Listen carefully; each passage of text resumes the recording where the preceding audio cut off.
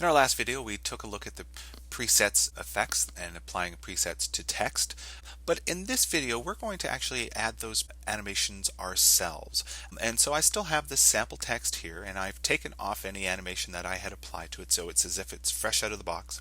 Let's just reveal its disclosure triangle and see what is under the hood for this layer. And there is our transform options for the layer itself, but we can see that there is some other properties here underneath the text disclosure triangle. More options, path options, my goodness. In fact, we don't need to look at any of these right now to do our animation. So in fact, I'm going to do a little trick. I'm going to get rid of this stuff out of my layers panel. I'm going to hold down the option and the shift button at the same time. I'm just going to click on each one of those.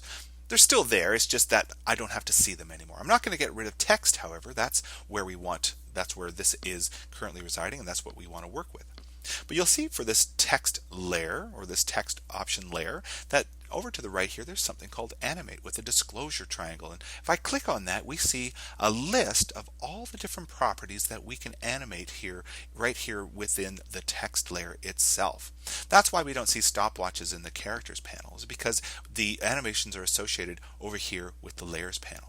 And you can see that we have our usual cast of characters here and some of our transform properties. We have something here called skew, though we haven't seen that one. Enable per character 3D, my goodness, and fill color, stroke color. So you can see that there's an awful lot of different options we can play with. Let's just play with position property right now. I'm going to animate the position. I'm going to click on that, and you can see, hey, something has changed down here. We now have a property here called Animator 1. And underneath that Animator 1, you can see there's something called range selector 1. And then finally, position. Well, that's what we just applied. So what are we looking at? Well, the first thing we need to consider is this range selector. I'm going to twirl that down, and you can see that there are 3 different values here. We have a start, an end, and an offset. What this is telling After Effects is what is currently selected right now with our text animation. I'm going to just select that and make sure that that is selected, and I'm just going to scrub this start value and watch what happens to our text. There's a little line that's going across our text. It's a little line with a little arrow, and that is telling After Effects what part of our text do we want to have selected. When you see this start at 0%, that means it's over here on the left hand side. Here, I'll zoom in so we can see this a little bit better.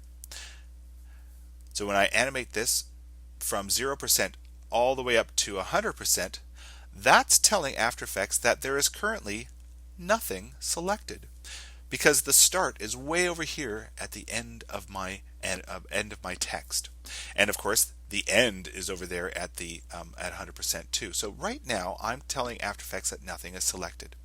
When I see start set to 0% and end set to 100%, that's showing me that everything is selected. I can animate, or I can change the value for end, and you can see how the end line for that text is coming in from the right hand side and moving over to the left.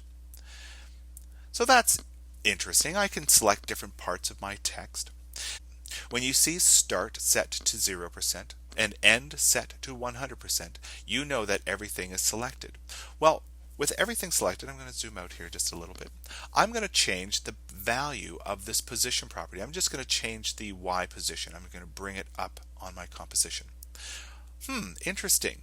So with everything selected, I can change the position and everything will move in relation to that position property change.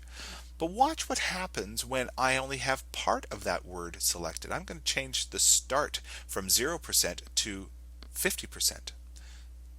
So at 50%, 50% of our sample text on our screen is being affected by this position property. The other part that is not selected right here, the first part of this word, is right where it was before we added this position property change. So that's interesting. So that tells us that we can animate text just by changing one value, and that is this start value. And in fact, let's do that. I'm going to click on the stopwatch for start right here at the beginning of my timeline. I'm going to set this back to 0%, and I'm going to move along my timeline 2 seconds, or right about there. Maybe I'll zoom in just a little bit more so we can see this a bit better. And I'm going to change my start value from 0% to 100%, meaning nothing is selected at this point. Remember, this is our range selector. So what I'm telling After Effects is here at this point, when everything is selected, this position property applies. But as we animate and less of that word becomes selected, you can see how it animates down to its original starting point when no position property was applied. I know that sounds a little bit confusing, but this is the easiest way for us to animate text. The reason being is it only requires 2 keyframes to do this sort of animation. Well, let's add some other properties. Right now we're changing the position property. Well, let's come over here and you can see now that there's another option here. Before it just said animate, and then now we have something that says add. Well, let's add some more animation to this range selector, to this animator 1 right here. I don't want to click on animate just because that will add another animator. It'll say animator 2 and it'll have a different range selector, but I just want to work with these range selectors that I've just set up here. I'm going to click on add and I'm going to select property, and this time I'm going to change the scale. And the scale I'm going to really increase up to, well, we'll say 200%, somewhere around there. And you can see right at the beginning of my timeline, while all this text is selected, it has this property applied to it. But again, as we scrub through our timeline and less of that text becomes selected, it changes not only its position property, but now its scale property, still with just those 2 keyframes as animation. Well, let's change this even more. Let's go to the add property, and this time I'm going to select blur. And again, I'm going to ramp up the blur quite a bit to the point where it's almost faded out completely. And what that'll do is, as all the text is selected, that blur property and scale and position property will be affecting that text. But as I scrub through and have less of that text selected, you can see how each of those text characters are coming in separately. Okay, so we could keep on adding more animator properties here, and you can see as long as we keep on just clicking on this add, it'll use the range selector that we have got already animated here with these keyframes. Now, as we scrub through this text, though, you'll notice that something's happening here. I'm going to get rid of the blur just so that we can see this a bit better. Take that property and delete that. Now watch what happens to these letters as they come onto the screen. Each letter animates from beginning to end, and then the next letter animates on.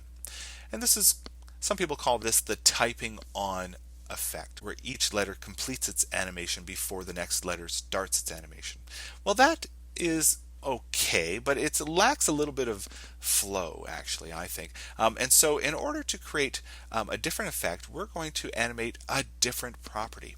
The very first thing that we're going to do is we're going to come over here to the start property and click on the stopwatch to delete those keyframes. The next thing we're going to do is we're going to come to the end property, and rather than have that at 100%, I'm going to just click on that and type in 50. Now the property that we're going to animate is this offset property. Now what does offset do? Well, we'll see in just a second, but what I first want to do is I want to click on offset, and I want that to be minus 50. And so we have this offset value set to minus 50 at the beginning of our animation. I'm going to click on the stopwatch for offset though, and I'm just going to set that value at minus 50, and then I'm going to drag this out to around the 2-second mark, and I'm going to change the offset from minus 50 all the way up to 100. Now watch what happens when I scrub the timeline for this. The beginning of my timeline, because I have 50% as my end value, only 50% of the sample text will be selected at any one time. The offset value allows me to animate the starting and end position at the same time. Watch what happens as I scrub this. We have the word starting at the starting point, moving up to the top, and then scaling back down. Well, that's kind of odd behavior, but this is the way the offset parameter works right out of the box. But we're going to make a change here to a different property in order to get this to cascade on, so each letter comes on in a nice smooth way. What I need to do is I need to reveal the advanced disclosure triangle here. And underneath advanced, you can see that there is something here called shape.